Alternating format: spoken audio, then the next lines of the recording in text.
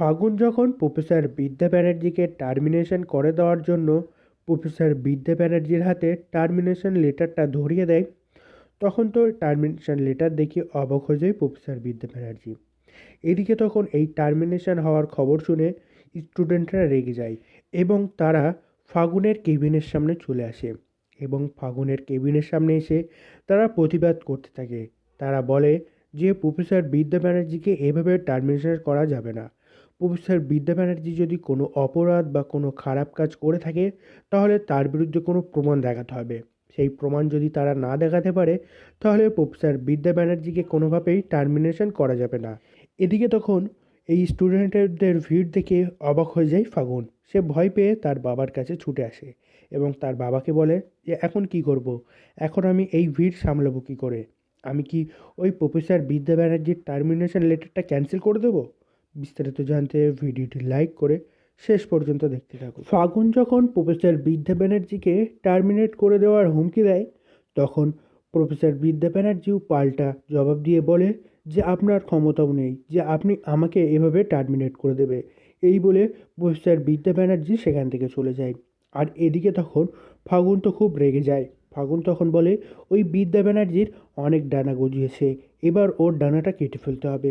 সে রেগে যায় এবং সে রাজদেব চ্যাটার্জি ও কাশ্যপ ব্যানার্জি সব একসাথে ডিসকাস করে এবং ডিসকাস করার পর প্রফেসর বিদ্যা ব্যানার্জিকে টার্মিনেট করা দেওয়ার জন্য ফাগুন একটা চিঠি লেখে।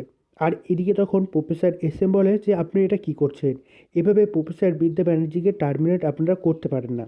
তখন ফাগুন প্রফেসর এস এমকে ধমক দিয়ে চুপ করিয়ে দেয়।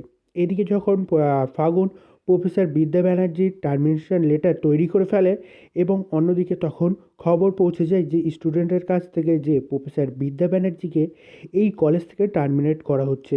আর এই খবর পেয়ে তো সমস্ত ছাত্রছাত্রীরা ক্ষেপে যায়। তারা বলে না, এভাবে আমাদের প্রফেসর বিদ্যা ব্যানার্জিকে এই কলেজ থেকে তাড়ানো যাবে না। প্রফেসর বিদ্যা ব্যানার্জিকে যদি এই কলেজ থেকে তাড়ানো হয়, সে যদি একবার টার্মিনেট হয়ে যায়, তাহলে এই কলেজকে আমরা আর বাঁচাতে পারবো না। তারা সমস্ত দলবল নিয়ে চলে আসে ফাগুনের কেবিনের সামনে। এইদিকে ফাগুন তখন সেই ছাত্রছাত্রীদের দেখে তো অবাক হয়ে যায়। ফাগুন তখন তাদেরকে শান্ত করার চেষ্টা করতে থাকে এবং প্রফেসর বিদ্যা ব্যানার্জির নামে মিথ্যা কথা বলে এবং বলে যে তাকে অপরাধ করেছে, তার জন্যই তাকে টার্মিনেট করা হলো। কিন্তু এদিকে ছাত্রছাত্রীরা কোনোভাবেই মানতে চাইছে না।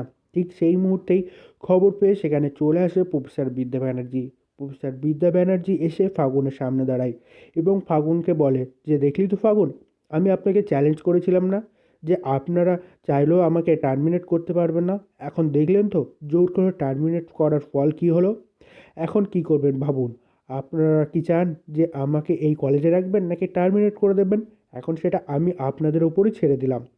এই বলে তখন ছাত্রছাত্রীদের নিয়ে প্রফেসর বিদ্যা ব্যানার্জি চলে যায়। এদিকে তখন এই ভিড়ভাট্টা দেখে তো ব্যানার্জি ও রাজদেব চ্যাটার্জি সবাই হতবাক। তখনই পাশ থেকে প্রফেসর এস এম বলে ওঠে যে দেখলেন তো, আমি আগেই সাবধান করে দিয়েছিলাম যে এই কলেজ যতদিন আছে ততদিন এই কলেজ থেকে ওই প্রফেসর বিদ্যা ব্যানার্জিকে টার্মিনেট করা অত সহজ হবে না। আর এদিকে তো এই কথা শুনে ফাগুন আরও রেগে যায়। অন্যদিকে কাশ্যপ ব্যানার্জি ও রাজদেব চ্যাটার্জি মিলে একটা প্ল্যানিং করে। তারা প্ল্যানিং করে যা সাজায় যে সে এবার থেকে ওই কলেজের দায়িত্বটা ফাগুনের হাতে তুলে দেবে। ফাগুন যদি ওই প্রফেসর বিদ্যা ব্যানার্জিকে সরিয়ে ওই কলেজকে ভাঙতে সাহায্য করে, তাহলে রাজদেব চ্যাটার্জি তার বাড়ির বউ হিসেবে তাকে মেনে নেবে। আর এই কথা শুনেই তো ফাগুন রাজি হয়ে যায়। ফাগুন যে কোনো মুহূর্তে রাজদীপকে তার নিচের করে নিতে চায়। তাই রাজদেব চ্যাটার্জির শর্তে সে রাজি হয়ে যায় এবং পরের দিন সকালে দেখা যায় রাজদেব চ্যাটার্জি, কাশ্যপ ব্যানার্জি ও ফাগুন সকলে মিলে কলেজে চলে আসে। কলেজের কেবিনে এসে তো অবাক হয়ে যায়। কলেজের কেবিনে যখন প্রফেসর এস এম জিজ্ঞাসা করে যে আপনারা এত সকালে এখানে, তখন রাজদেব চ্যাটার্জি বলে হ্যাঁ, আজ থেকে এই কলেজে একটা নতুন প্রফেসর জয়েন হবে আর আপনার দায়িত্ব এখানেই শেষ। আপনাকে আর দায়িত্ব পালন করতে হবে না। আপনি এখন এবার সাধারণ একটা প্রফেসর হিসেবেই থাকবেন। আপনার যে দায়িত্ব ছিল আপনি সেটা ভালো করে পালন করতে পারেননি। এদিকে তখন তো প্রফেসর এস এম অবাক হয়ে যায়। প্রফেসর এস এম তখন রাজদেব চ্যাটার্জিকে জিজ্ঞাসা করে যে আপনি কি বলতে চাইছেন? তখন রাজদেব চ্যাটার্জি বলে আজ থেকে এই কলেজের নতুন দায়িত্ব থাকবে এই ফাগুন চ্যাটার্জি। আজ থেকে ওই ফাগুন চ্যাটার্জি এই কলেজের সমস্ত দায়ভার নেবে। আর এরপরে দেখা যায় যে রাজদীপ চ্যাটার্জি যেই চেয়ারে বসতো, যেই কেবিনে বসতো, সেখানে গিয়ে ফাগুন বসে। আর সামনে দাঁড়িয়ে থেকে রাজদীপ চ্যাটার্জি ও কাশ্যপ ব্যানার্জি। এদিকে তখনই দেখা যায় যে ফাগুন সাথে সাথে একটা পেপার বার করে এবং পেপার বার করেই সে একটা সাইন করতে থাকে। এদিকে তখন প্রফেসর এস এম জিজ্ঞাসা করে যে ফাগুন চ্যাটার্জি এসেই কিসে সই করছেন, ওটা কিসের কাগজ? তখন পাশ থেকে রাজদীপ চ্যাটার্জি বলে ওঠে যে এই কলেজটা যে ডিমোলিশ করা হবে তার জন্য সাইনটা করে দিচ্ছে। ওই ফাগুন সাইনটা করে দিল। এবার আর কেউ চাইলেও এই কলেজটাকে বাঁচাতে পারবে না। তখন প্রফেসর এস এম বলে, না, আপনারা এই কাজটা করতে পারেন না। তখনই সেখানে প্রফেসর বিদ্যা ব্যানার্জি চলে আসে। আর রাজদীপ চ্যাটার্জির চেয়ারে বসে থাকতে ফাগুনকে দেখে অবাক হয়ে যায়। ফাগুন তখন প্রফেসর বিদ্যা ব্যানার্জি তখন ফাগুনকে জিজ্ঞাসা করে যে ফাগুন, তুই ওই চেয়ারে কেন বসে আছিস? ওই চেয়ারে তো রাজদীপ চ্যাটার্জি বসার কথা। তখন ফাগুন বলে ওঠে, হ্যাঁ, ওই চেয়ারে রাজদীপ চ্যাটার্জি বসতো, কিন্তু আজ থেকে আমিই বসবো। এখন আমি হচ্ছি ফাগুন চ্যাটার্জি। তখন এই কথা শুনে তো প্রফেসর বিদ্যা ব্যানার্জি বলে যে আমি আপনার টাইটেল নিয়ে কোনো মাথা ঘামাতে চাই না।